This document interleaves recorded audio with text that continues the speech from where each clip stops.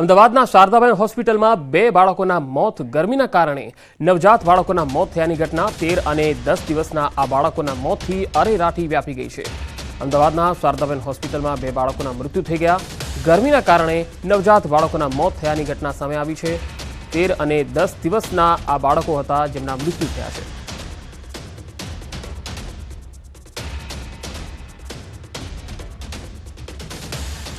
ગીર સોમનાથના વેરાવળમાં વૃદ્ધ મહિલા પર પાડોશીએ તીક્ષ્ણ હથિયારોથી હુમલો કર્યો। કામવાળી મહિલા નોકરી છોડીને જતી રહેવાની બાબતે પાડોશીઓને વાત કરતા પાડોશીઓએ ધમકી આપી ઢોર માર માર્યો। સમગ્ર મામલે હાલ પોલીસ ફરિયાદ થઈ છે। વૃદ્ધ મહિલા જૂનાગઢ હોસ્પિટલ ખાતે સારવાર લઈ રહી છે। મુન્ની पंजाड़िया समसू ए 5 जणाए मने पाइपेथी ने चाकू मारा पेट में घुसावा। मारे हाथ में अहींया बचाव गई तो हाथ में चाकू लागी गई। समाचारों प्रवाह लगातार जारी रहेशे। हाल रोकाईशुं एक ब्रेक माटे।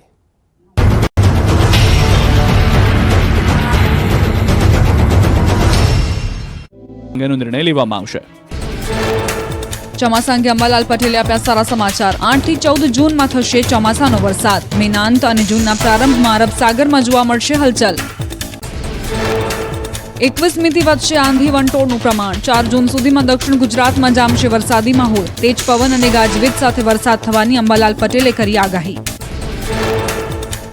હવામાન નિષ્ણાંત પરેશ ગોસ્વામીએ ચોમાસાને લઈ આપ્યા સારા સમાચાર। ગુજરાતમાં ચોમાસું જલ્દી આપશે દસ્તક। હાલ ઉત્તર શ્રીલંકા પહોંચ્યું ચોમાસું।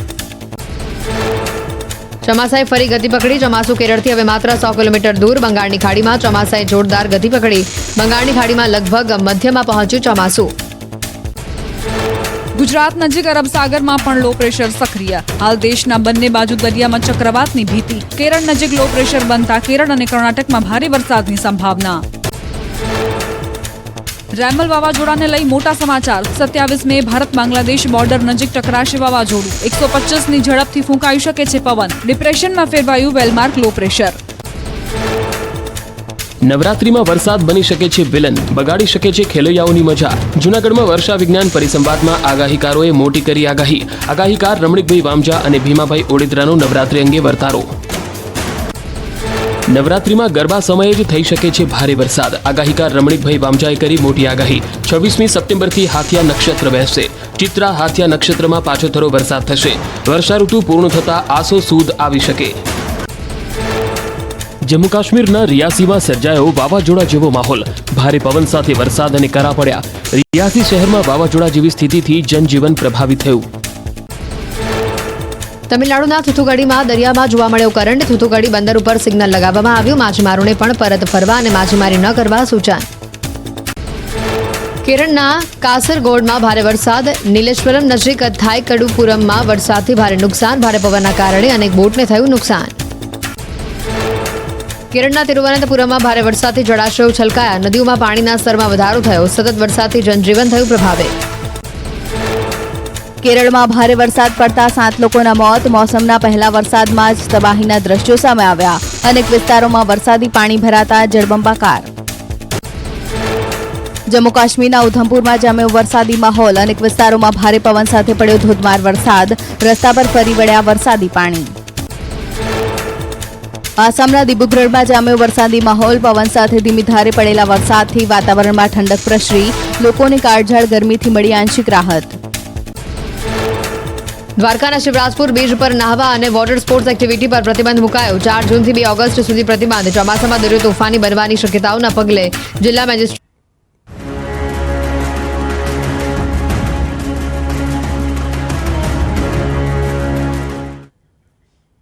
Welcome back. જામનગરમાં ગરમીથી બચવા લોકો ઘોડાનો સહારો લઈ રહ્યા છે। રાત પડતા જ ઘોડાવાળાને ત્યાં ભારે ભીડ જામી જાય છે। જામનગરમાં આઈસ્ક્રીમ, શેરડીનો રસ, સોડા શોપ અને આઈસ ઘોડાની શોપ પર પડાપડી જોવા મળી। બાળકો, વૃદ્ધોનો, યુવાનો ઘોડા શોપ પર જોવા મળી રહ્યા છે અને એ પણ મોટી સંખ્યામાં। ખાસ આવી આકરી ગરમીથી બચવા લોકો ઠંડુ પીણું પીવાનું વધારે પસંદ કરે છે।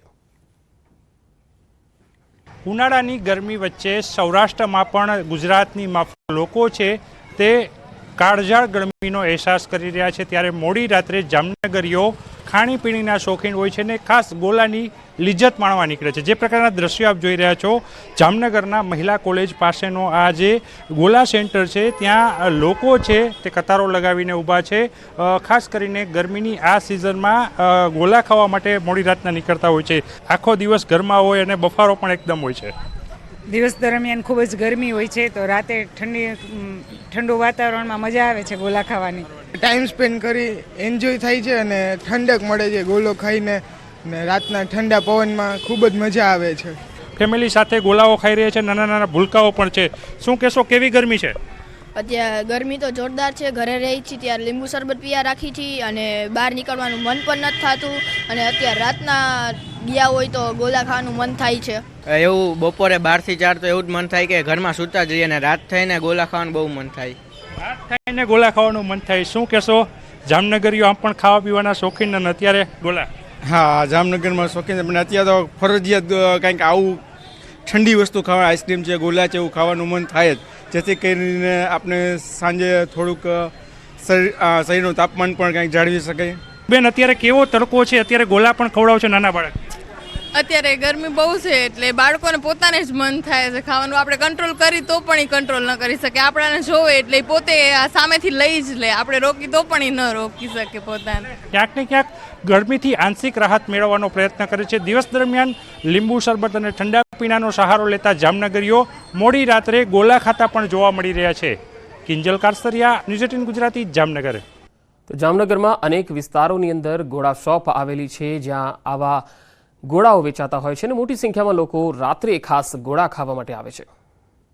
હાલ સમગ્ર ગુજરાતમાં જે પ્રકારે ગરમીનો પ્રકોપ વધ્યો છે ત્યારે ભર ઉનાળે લોકો આંશિક રાહત મેળવવા માટે મોડી રાત્રે ઘરની બહાર નીકળે છે અને ક્યાંક ને ક્યાંક ગોલાની દુકાનોએ કતારો લાગેલી જોવા મળે છે. જે પ્રકારના દ્રશ્ય આપ જોઈ રહ્યા છો, જામનગર શહેરના જે આ ગોલાના વિક્રેતાઓ છે તેમને ત્યાં હાલ ગોલા બનાવવામાં આવી રહ્યા છે અને લોકો છે તે પણ મોટી સંખ્યામાં અહીં ગોલા લેવા માટે ઊભા છે. બહુ જ ગરમી છે, આનાથી ઠંડક મળે છે. ગોલાથી લઈ રહ્યા છે. અહીં અન્ય ગોલાના વિક્રેતા છે, એમની સાથે પણ વાત કરીશું. જે પ્રકારે આપ દ્રશ્ય જોઈ રહ્યા છો, હાલ ગોલા બનાવવામાં આવી રહી છે. શું કહેશો, કેવો માહોલ છે? અત્યારે ગરમી પણ ફૂલ છે. હા સાહેબ, અત્યારે ગરમી પણ બહુ જ છે અને ગ્રાહક લોકોના અત્યારે ભીડ પણ વધારે છે. બધા ગ્રાહક લોકો ઠંડક મેળવવા માટે અત્યારે આવેલા છે. ઠંડક મેળવવા માટે ગોલાનો સ્વાદ માણી રહ્યા છે. ખાસ કરીને અન્ય પણ ગ્રાહકો છે, એમની સાથે વાત કરીશું. શું કહેશો, કેવી ગરમી છે અત્યારે? બહુ વધારે ગરમી છે અને એની માટે રાહત મેળવવા માટે. તો હવે ગરમીમાં બરફ, ગોળા અને ઠંડા પાણીનો ઉપયોગ પડી શકે છે ભારે. જી હા, શરબતમાં સેકરીન હોય તો ગળામાં ખરાશ થઈ શકે છે. ગોળા માટે વપરાતું પાણી દૂષિત હોય તો કમળો કે ટાઇફોઇડ થઈ શકે છે. શેરડીના રસ અને આઈસ્ક્રીમની જગ્યા દૂષિત હોય તો વ્યક્તિ બીમાર પણ થઈ શકે છે. એટલે આ પ્રકારની વસ્તુઓ લેતી વખતે ખાસ ધ્યાન રાખજો કે એ હાઇજીન છે કે કેમ. કેવી રીતે ગોળો બનાવે છે અને આમાં સેક્રીન કે બીજા કોઈ કલરિંગ એજન્ટ્સ મિક્સ તો નહીં કરતો, એ તમારે ખ્યાલ રાખવો જોઈએ. એ હેન્ડને કેવી રીતે એમની હેન્ડ હાઇજીન છે બનાવવાની, એમનો ખ્યાલ રાખવો જોઈએ. સરાઉન્ડિંગ્સ કેવી છે આનો ખ્યાલ રાખવો જોઈએ. કેમ કે અમે પણ ક્લિનિકલી પ્રેક્ટિસમાં જોયું છે કે અત્યારે આ ગરમીના આઈસ્ક્રીમ એ દૂષિત બરફના ખાયા પછી પેશન્ટ્સને 1-2 દિવસ પછી ઝાડા, ઉલટી, વોમિટિંગ, કમળાના, ટાઇફોઇડના આવી રીતના સિમ્ટમ્સ જોવામાં મળે. તો એટલે બને ત્યાં સુધી પોસિબલ હોય તો એ નિયમિત પ્રમાણમાં ઓફ એન્ડ ઓન કે તો 4-5 દિવસમાં એકવાર ઘરનો તમે આઈસ્ક્રીમ કે ઘરની કોઈ બરફ બનાવીને લેવો તો એ તમારે સ્વાસ્થ્ય માટે સારું. તો આ બુલેટિનમાં અત્યારે આટલું જ. નમસ્કાર.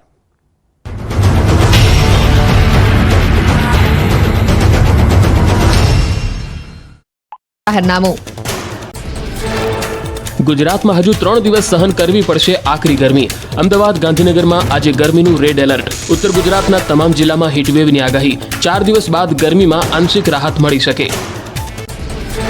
અગનભઠ્ઠીમાં શેકાતા ગુજરાતવાસીઓને ગરમીથી મળી શકે રાહત. 26મી મેથી ગુજરાતવાસીઓને મળી શકે મોટી રાહત. તમામ જિલ્લાના તાપમાનમાં થશે નોંધપાત્ર ઘટાડો.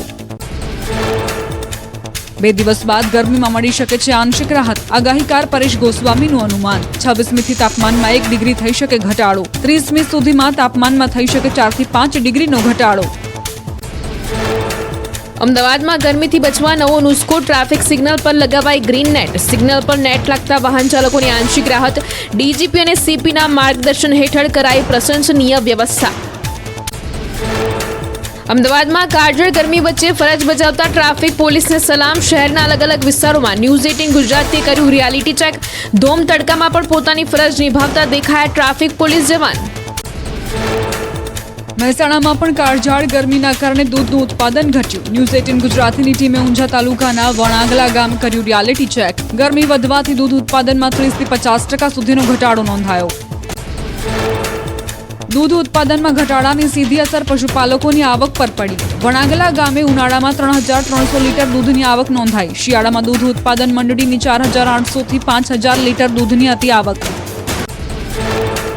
સાબરકાંઠા અને અરવલ્લી જિલ્લાની સાબર ડેરીમાં પણ દૂધ ઉત્પાદન ઘટ્યું. ભારે ગરમીના કારણે પશુ દીઠ 1 થી 1.5 લીટર દૂધની આવક ઘટી. સરેરાશ 100 થી 150 લીટર દૂધનો ઘટાડો નોંધાયો. ગરમીમાં પશુઓ નથી આપી શકતા ફેટવાળું દૂધ. અસહ્ય ગરમીમાં પશુપાલકો પશુઓની રાખી રહ્યા છે વિશેષ કાળજી. પશુઓ માટે પાણીના ફુવારા મુકાયા. દિવસમાં 3 થી 4 વખત પશુઓને નવડાવાય છે. પશુઓને ઠંડક મળે તે માટે પશુપાલકો કરી રહ્યા છે ખાસ વ્યવસ્થા. દ્વારકા જિલ્લામાં પણ દૂધ ઉત્પાદનમાં 25% જેટલો ઘટાડો નોંધાયો. ગરમીના કારણે પશુઓમાં ઘાસચારો આરોગ્યની ક્ષમતા થઈ જાય છે ઓછી, જેની દૂધ ઉત્પાદન પર પડે છે અસર.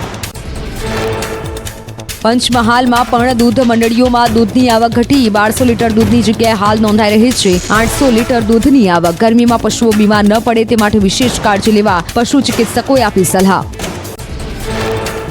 આણંદની પાળક દૂધ ઉત્પાદક મંડળીમાં દૂધ ઉત્પાદન ઘટ્યું. ગત 2 મહિનાની તુલનાએ આ મહિને ઘણું ઓછું ઉત્પાદન નોંધાયું. માર્ચ મહિનામાં 1 લાખ લીટર દૂધની આવક હતી, જ્યારે ચાલુ મહિનામાં અત્યાર સુધી 70,000 લીટર દૂધની નોંધાઈ છે આવક. અમદાવાદમાં ટ્યુશન ક્લાસ સંચાલકોનો નિર્ણય. બપોરે 12 થી 4 ટ્યુશન ક્લાસીસ બંધ રહેશે. હીટવેવની અસરના કારણે વિદ્યાર્થીઓના હિતમાં લેવાયો આ નિર્ણય. સવારે અને સાંજના સમયે ક્લાસીસ ચલાવવા કરાયો નિર્ણય. બનાસકાંઠામાં કલેક્ટરના જાહેરનામાનો ભંગ. શ્રમિકો 12 થી 4 દરમિયાન કામ કરતા નજરે પડ્યા. બપોરના સમયે પણ મલાણા ગામ નજીક સ્કૂલના કન્સ્ટ્રક્શનની કામગીરી ચાલુ રહી. હીટવેવમાં શ્રમિકો પાસે બપોરે કામ ન કરાવવાનો આદેશ. સુરતના મેયરે ક્રેડાઈના અધ્યક્ષ અને પ્રમુખને લખ્યો પત્ર. હીટવેવને પગલે શ્રમિકોને 1 થી 4 કામ ન કરવા અપીલ કરી. શ્રમિકોના હિતને ધ્યાનમાં રાખવા કરી અપીલ. સામાન્ય લોકોને પણ તકેદારી રાખવા કરી અપીલ. અમદાવાદમાં ભારે ગરમીના પગલે કોર્પોરેશનનો નવતર પ્રયોગ. શહેરના ભારે ટ્રાફિકવાળા 4 રસ્તા પર ગ્રીન નેટ લગાડવામાં આવી. નાગરિકોને ગરમીથી આંશિક રાહત મળે તેવા હેતુથી ગ્રીન નેટ લગાવવામાં આવી. ગરમીથી ધરતીપુત્રોની સ્થિતિ કફોડી બની. ગરમીથી વાવેલો પાક પણ બળી ગયો. પશુઓ માટે વાવેલો ઘાસચારો પણ બળી ગયો. આણંદના તારાપુરમાં ખેતરમાં પાક બળી જતા ખેડૂતોને પડ્યા પર પાટું જેવી સ્થિતિ. વલસાડ જિલ્લામાં થોડા દિવસ પહેલા પડેલા કમોસમી વરસાદથી ખેડૂતોને વ્યાપક નુકસાન.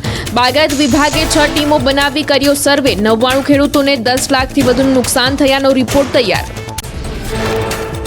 દ્વારકામાં ગરમીથી ઉનાળુ પાકને નુકસાન પહોંચ્યું. રીંગણ, ગુવાર સહિતના શાકભાજીના પાકને નુકસાન. પિયતમાં અપૂરતું પાણી અને અંગ દઝાડતી ગરમીના કારણે મગફળીનો પાક સુકાયો. વધુ ગરમીના કારણે કારેલાનો પાક પણ સુકાયો. આ તરફ ધોરાજીમાં પણ ગરમીના કારણે ખેતીમાં ભારે નુકસાનીની ભીતિ. ટેટી અને કારેલા સહિત શાકભાજીના પાકમાં મોટું નુકસાન. વીઘે 30 થી 40 હજારનો ખર્ચ માથે પડે તેવી સ્થિતિ. ખેડૂતોની સ્થિતિ દયનીય.